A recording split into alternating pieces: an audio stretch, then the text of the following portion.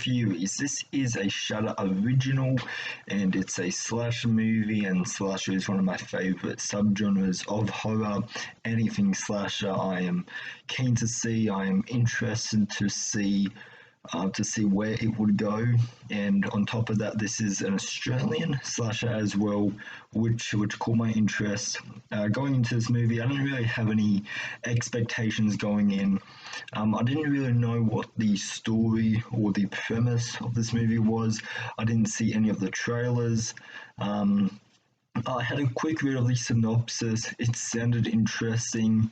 I was keen to see where they would go with this story because the synopsis, it seemed real promising.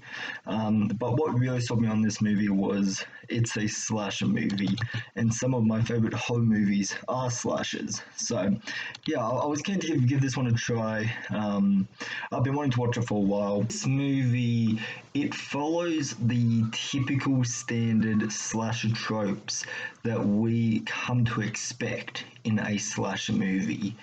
But the tropes that happen in this movie, they make sense in the overall story of the film.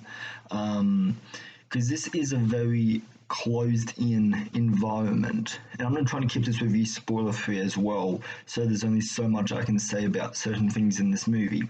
But this is a very closed-in movie. It's a very tight, compact environment where there's only so many ways you can run before you reach a dead end.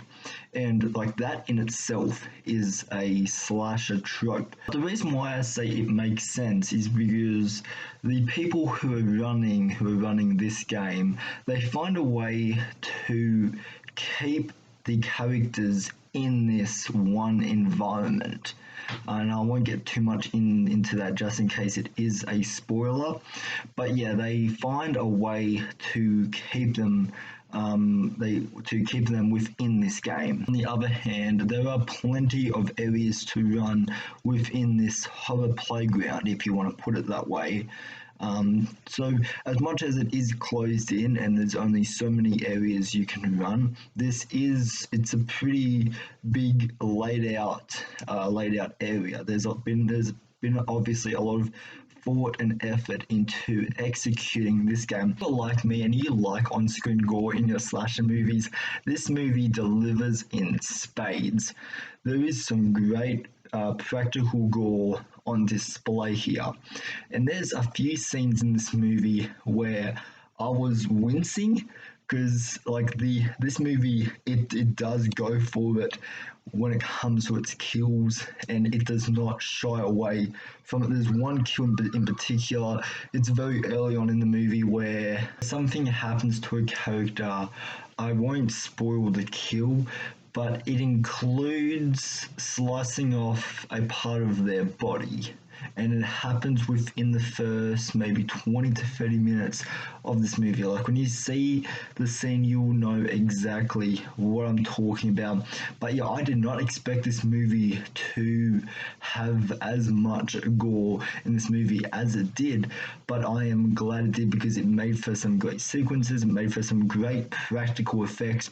But then on the other hand, that's not to say this movie does not have CGI blood. There's one scene towards the end where a character gets sliced in half, and you can just tell it's CGI, and it's just, I mean, it's not the worst I've seen when it comes to CGI gore, but stands out when you're filming on a real set location, and then front and center of the frame, you have CGI gore. It just, you can tell that it doesn't look the greatest, and it doesn't look believable. But at the same time, I can't really say that as a negative, since I do that same technique myself. So I can't really, like, when I make fan films, so I'm like, I can't really put that as a negative, like, because it doesn't, like I said, it doesn't look bad. It doesn't look bad. It just looks a bit unbelievable. But it's certainly not the worst CGI gore I've seen in a slasher movie. Our killers look awesome. They have some really cool looking costumes and masks. And the attention to detail on the gore and the killer's outfits look outstanding. Like these are the types of killers, like when you see them running towards you, you don't want to mess with them, and all you want to do is just run away and get as far away from them as possible. The overall game that's being streamed to these club members, I won't get too much into that because I do go into some spoiler territory, but to put it brief, there is a great ending, and the guys who set up this whole thing, who set up this whole cat and mouse game of survival of the fittest. These guys, they certainly get what's coming for them at the end of this movie, and this. Yeah, I can't really say much about the ending, but one of the members, they get what's coming for them. So it was extremely satisfying to see what these characters went through. And but then at the same time, I do want to talk about characters because I did have one issue when I was just watching the movie. Like our main character, our main final girl, like surely she has like parents or cousins or friends or whatever. That would be concerned, like, where is she? Why isn't she answering my calls? Like, she isn't, catching up with me in the afternoon or whatever. But but then her parents, like, if she didn't come home one night, surely surely her parents would be worried sick. Like, I feel like that's the most common reaction, and so yeah, it was just like, I mean, I understand that this is a slash movie. I'm overthinking it way too much. Like you never see her parents, or at least I don't remember her parents being mentioned in the movie at all. And so, yeah, like as far as family members and just in close friends, we have one friend that we see at the beginning of the movie, and then just kind of disappears, and then is never heard of, and she never like goes to the police like, oh, my friend is missing. Can you put out like a search party or whatever? Like it seemed odd, just like it's a very simple thing, but like I don't know, it really bothered me that nobody was looking for her. It seems like her friend at the beginning of the movie, it just seems like she could have had more of an involvement in the story of the disappearance of her friend. Like I felt like that would have given her character so much more purpose in this movie, and because then when we cut to our main character, like at the beginning of this game, like she's just woken up, she's just got out of the box and all that. Um, and we find out that she doesn't have a cell phone.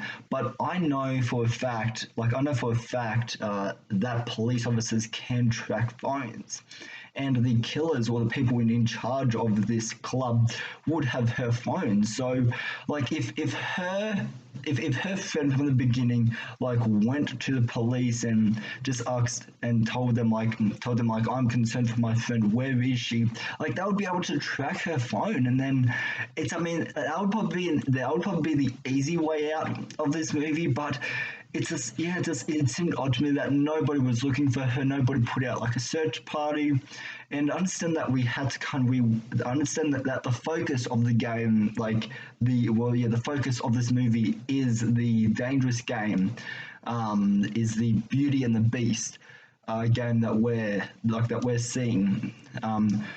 But it's just I don't know why that bothers me so much, but it seemed like it seemed like a waste of an opportunity, like to me, that her friend did not have much of an involvement in the movie besides the first like 5 to 10 minutes. I'm probably overthinking that way too much, but like I said before, it's a simple little storyline and it's a simple little detail, but it could have been so much more important.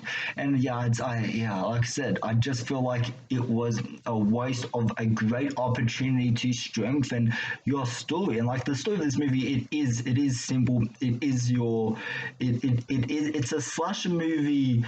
It's a slasher movie story front and center but we could have like cut back to her friend like investigating him. There would have been that investigation element, but anyways, like that's not in the movie, so I'm not gonna like I guess rant on about that. And like, but I just saw it as a great opportunity. But anyways, yeah, I won't talk about that anymore. But anyways, let me know down in the comments. Have you seen the Furies? What did you think of it? Did you like it? Did you think it was mad? Or did you really not like it? Let me know your thoughts and opinions in the comment section down below. So anyways, guys, hope you have a good rest of your day, evening or night, wherever you are, and I'll see you in the next video. Alright, bye.